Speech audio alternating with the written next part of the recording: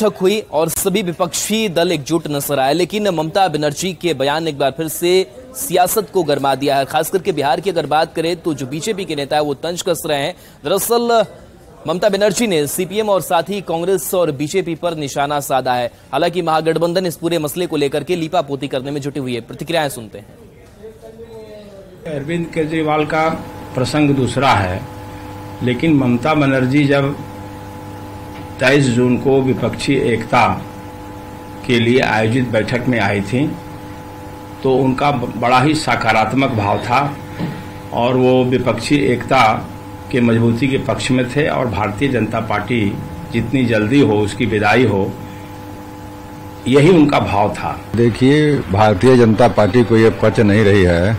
जब से ये विपक्षी एकता का यहाँ शुरुआत हुई है और मूर्त रूप लिया है तो भारतीय जनता पार्टी की बेचैनी बढ़ गई है, तो वह तरह तरह के हथकंडे अपना रही है। ये बात बार बार समझाई जा रही है कि ममता बनर्जी जी वह हैं जिन्होंने इसमें इनिशिएट लिया है कि विपक्षी एकता हो। अरविंद केजरीवाल जी और नीतीश कुमार जी ने लंबी कई बार मीटिंगें की है इस विपक्षी एकता के लिए।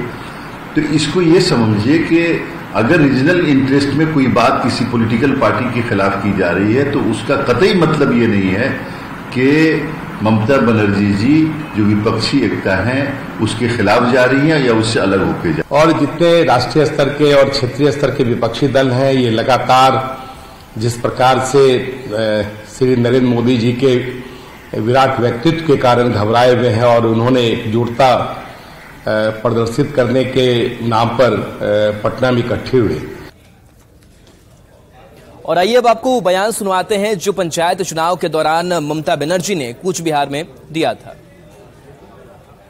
সিপিএম কংগ্রেস বিজেপিকে বিদায় দিন, তিনটে একজোট হয়েছে। আমরা দিল্লিতে চেষ্টা করছি বিজেপির বিরুদ্ধে মহাজোট করবার জন্য, আর এরা কালো আমায় গালাগালি দিচ্ছে মহাভোট করবে। মহাভোট আমি ভেঙে দেবো, মহাজোটই হবে দিল্লিতে আর বাংলারটা আমরা করব।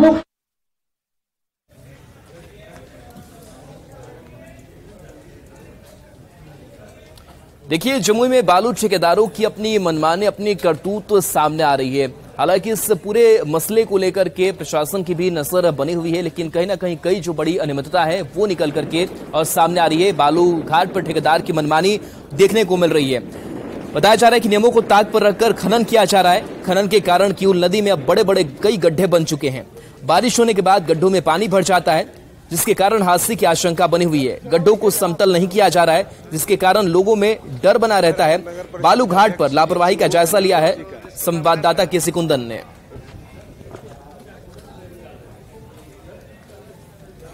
तस्वीर सामने है जमुई शहर का किऊल नदी का बिहारी घाट है और देख सकते हैं इस बालू घाट पर किस तरह से जो खनन हुआ है नियमों को ताक पर हुआ है और गड्ढे नदी में बहुत सारे गड्ढे बन गए हैं, जिन गड्ढों की गहराई अगर देखा जाए तो 20 फीट 30 फीट है, जबकि नियम था कि 3 फीट गहरा तक ही बालू खनन करना है। और केवल यही घाट नहीं, अगर देखा जाए तो पूरे जिले का यही घाट है। अब बारिश होगी तो इन गड्ढों में पानी भरेगा और जब पानी भरेगा तो कोई भी शख्स इन नदी में आता है तो हादसे का शिकार हो सकता है, उसकी जान जा सकती है। नियम है कि इस जहां से बालू खनन हुआ है उसको समतल कर देने की थी, लेकिन ऐसा दिख नहीं रहा, होते नहीं दिख रहा है। अब नुकसान होगा, जब बारिश होगी तो इन जो गड्ढे बने हुए हैं बालू घाट पे, इनमें पानी भरेगा और परेशानी बढ़ेगी। स्थानीय लोग हैं जो डरे सहमे हैं कि परेशानी हो सकती है। क्या परेशानी होगी? जैसे कि हम सभी लोग जानते हैं कि अभी बरसात का दिन है, फेस्टिवल का दिन है। पूरा एक नदी के किनारे सभ्यता, ग्रामीण का सभ्यता बसता है। आने वाले समय में जो पूजा पाठ करते हैं, किसको अंदाजा होगा अगर नहाने आएगा किन्हीं का बच्चा अगर इसमें डूब जाएगा क्या होगा, किसी का जो पशु पक्षी इसमें डूब जाएगा तो क्या होगा, इसका जिम्मेवार कौन होगा? क्या होना चाहिए, क्या मांग होगी? सरकार से यही मांग होगी कि एक तो ये जो बेतरतीब खनन हो रहा है, आप आंख मूंद के बैठे हुए हैं, 3 फीट को 30 फीट और 300 फीट बना दिए। एक तो राजस्व की क्षति हो रही है, दूसरा आए दिन जैसा कि यहाँ घटनाएं होना शुरू हो गई है, लोगों को पता नहीं चलता है कि यहाँ गड्ढा है या क्या है, वो तो नदी जान रहे हैं और इसमें आए दिन मतलब लोग मर रहे हैं और मरते ही रहेंगे। इसे बराबर कर देना चाहिए। हाँ, हाल फिलहाल में जो बच्चा मरा उसका जिम्मेवारी कौन लेगा? ये घाट मालिक लेगा या प्रशासन लेगा या सरकार लेगा? तो जैसा कि लोगों का कहना है, स्थानीय लोगों का कहना है कि जहां पे खनन हुआ है ज्यादा और जिस तरह से गड्ढे बन गए हैं नदी में, इन गड्ढों को भर देना चाहिए बालू से, या फिर कुछ ऐसा उपाय होना चाहिए कि जब बारिश होगा तो पानी जब इन गड्ढों में भर जाएगा तो किसी की जान न जाए, कोई हादसे का शिकार न हो। इस पर जरूरत होगी ध्यान देने की, क्योंकि बारिश अब होगी तो इन गड्ढों में पानी भरेगा और लोग हादसे के शिकार हो सकते हैं। केसी कुंदन, न्यूज़ 18, जमुई।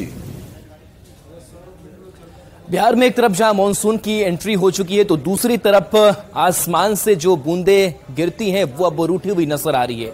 कहीं पानी बिन सब सून नजर आ रहा है तो कहीं बाढ़ जैसे बिहार में हालात हैं। और सवाल यही कि क्या बिहार की अब यही नियति बन गई है? ये रिपोर्ट देखिए।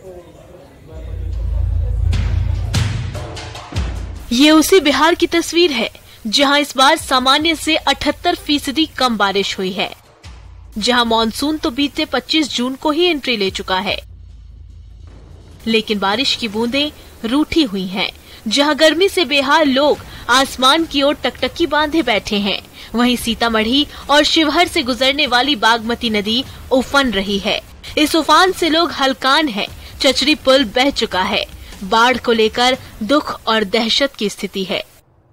हम लोगों की अधिकांश किसानों की जमीन जो चंदौली नदी के इस पार के हैं, उनकी अधिकांश जमीन डुमरा, ननौड़ा, पचनौड़ की जमीन उस पार है, तो किसानों के आवागमन का एकमात्र साधन चचरी पुल हो जाता है।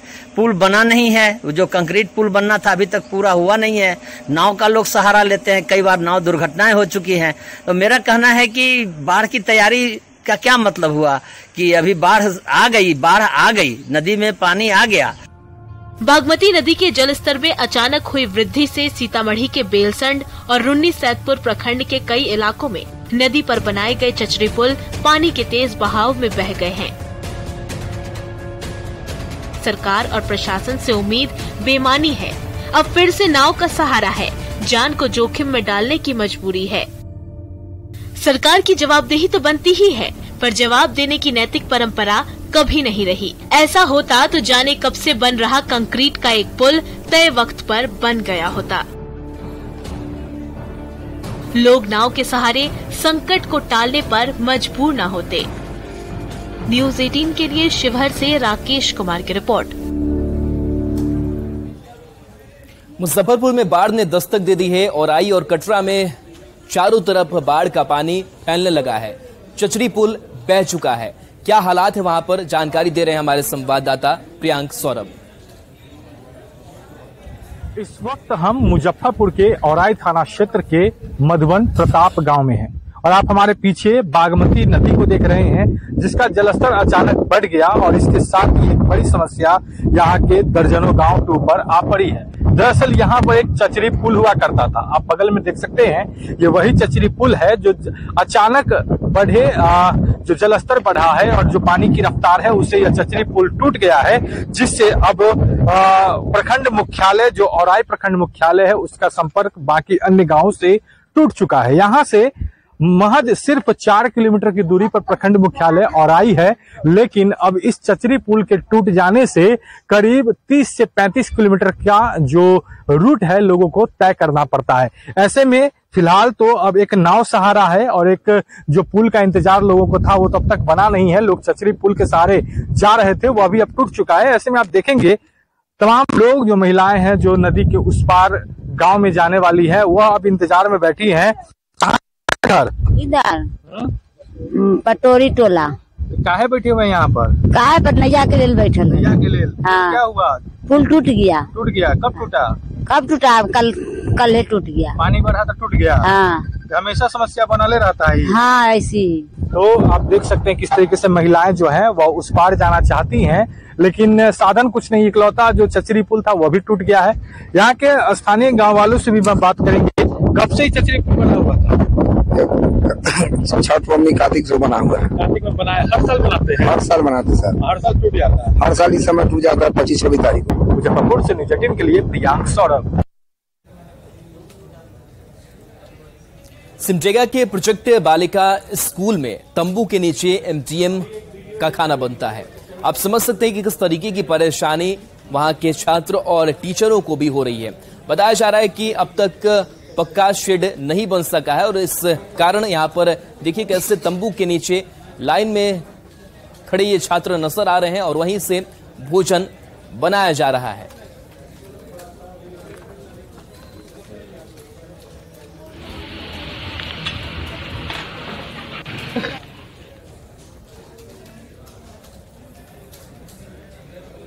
देवघर में विश्व प्रसिद्ध श्रावणी मेला को लेकर के तैयारी जोरों पर है और ऐसे में लगातार जो भक्त है वो काफी उत्साहित भी नजर आ रहे हैं और अलग अलग तरीकों से लगातार तैयारियां जो है वो की जा रही है। 19 साल बाद इस बार सावन पर मलमास का विशेष संयोग बन रहा है। मलमास के चलते इस बार सावन 2 महीने का होगा।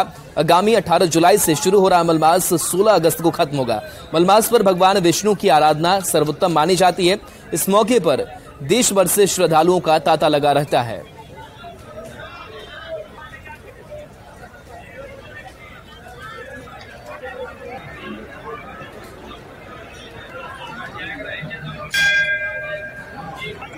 इसमें गंगा स्नान करते हैं, गंगा से पांव पैदल जल लेकर के कांवर यात्रा कर करके और हमारे यहाँ बाबा बैद्यनाथ या अन्य जितने भी शिव क्षेत्र शिव धाम में आए जलार्पण करते हैं, खास करके शिव जी को और उनके साथ साथ सभी देवी देवताओं को जलार्पण रुद्राभिषेक पूजन पाठ शिव संबंधित किया जाता है। इस बार जो है श्रावण मास में पुरुषोत्तम मास अधिक मास जिसको मलेमास भी कहते हैं वह आ रहा है।